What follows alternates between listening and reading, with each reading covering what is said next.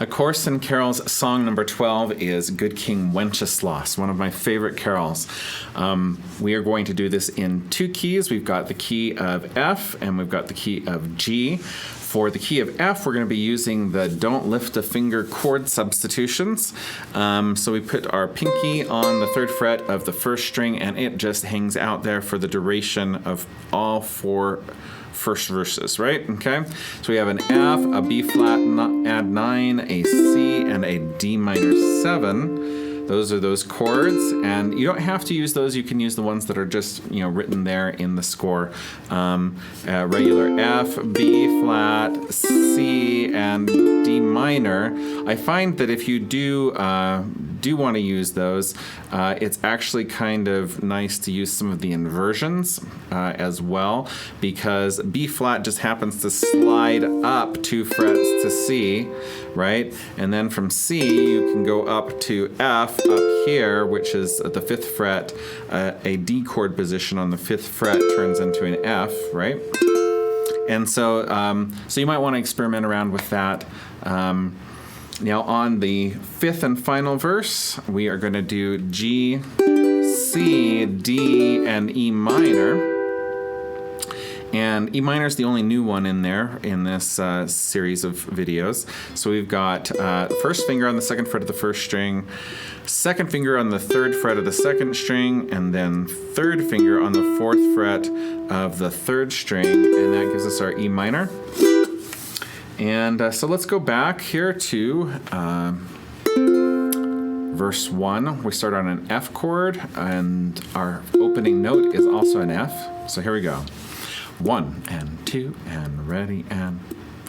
Good King Wenceslaus looked out on the feast of Stephen, when the snow lay round about, deep and crisp and even. Brightly shone the moon that night, though the frost was cruel, when a poor man came in sight, gathering winter fuel.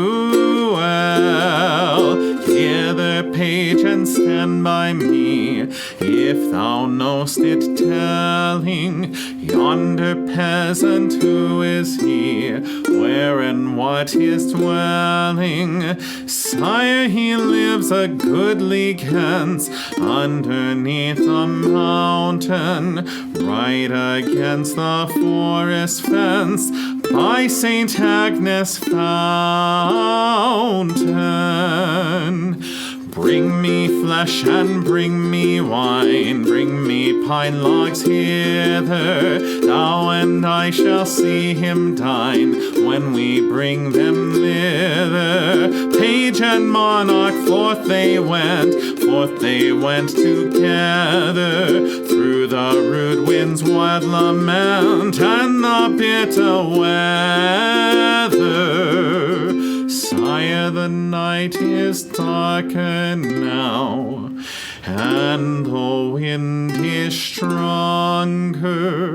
Fails my heart, I know not how. I can go no longer.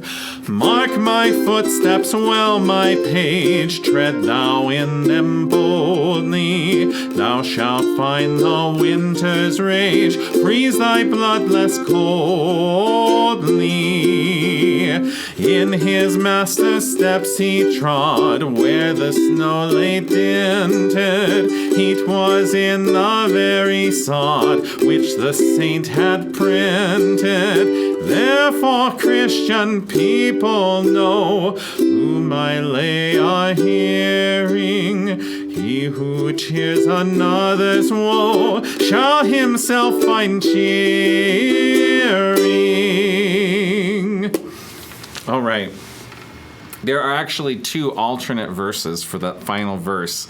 If you want to look up the other verse, just look at Wikipedia for this, because both verses are listed on there. And so I really love this. It's one of my absolute favorite carols.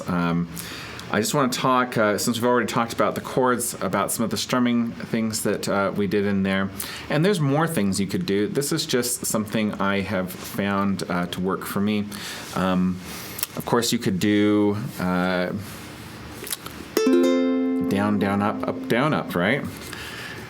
Good King Wenceslaus looked out on the feast of Stephen, when the snow lay round about, deep and crisp and even, right? And so on and so forth. That's another one you could add in there. You could also add in some kind of finger picking on Sire, the night is darker now in the fourth verse. Sire, the night is darker now, and the wind is stronger. Fails my heart, I know not how. I can go no longer. Right? Okay, so something like that. Or you could do the opposite. Sire, the night is... I don't like that as much. I always like descending finger-picking patterns more than I like ascending ones. Ones that go from top to bottom are my favorite. And let me see. I think those are some of the alternatives that you could do. I kept it simple as far as doing an every other thing. And I find that to be really helpful. When you have like 5 verses to go do one technique, then go back to another, then do another technique, and then go back to the one that you did second, and then go back to one of your other 2 techniques that you did. And I find that breaks things up so it doesn't get too boring, because doing the same verse, verse over and over again can get a little bit monotonous to listen to if it's done all the same way. And so on the first verse, I did just a relaxed Chattanooga strum, right? So just to review that, it just goes Chattanooga, Chattanooga, Chattanooga, Chattanooga, Chattanooga, Chattanooga.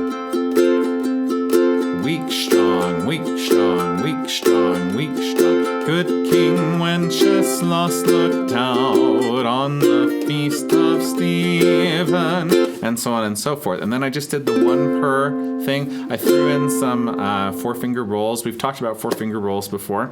Okay, pinky, ring, middle, index. Right? You got to get that nice and fluid, or else and practice doing it from pinky to index, and get your hand used to doing that. So I did a few of those in there. And then I went to the ragtime strum. And we've talked about the ragtime strum a couple of times before, but just to review, down, thumb, up, down, thumb, up, down, up, down, thumb, up, down, thumb, up, down, up, down, thumb, up, down, thumb, up, down, up, down, thumb, up, down, thumb, up, down, up. Right? Okay. So at tempo, that becomes... third verse. Bring me flesh and bring me wine, bring me pine logs hither. Right? And if you're going to do the ragtime strum, you want to make sure that you spend plenty of time on it and getting it nice and fluid so that you don't really have to think about it. Right? There's nothing worse than trying to think 1, 2, 3, 1, 2, 3, 1, 2, 1, 2, 3, 1, 2, 3, 1, 2 in the middle of a song when you're trying to actually sing lyrics and convey meaning to whoever you're singing to.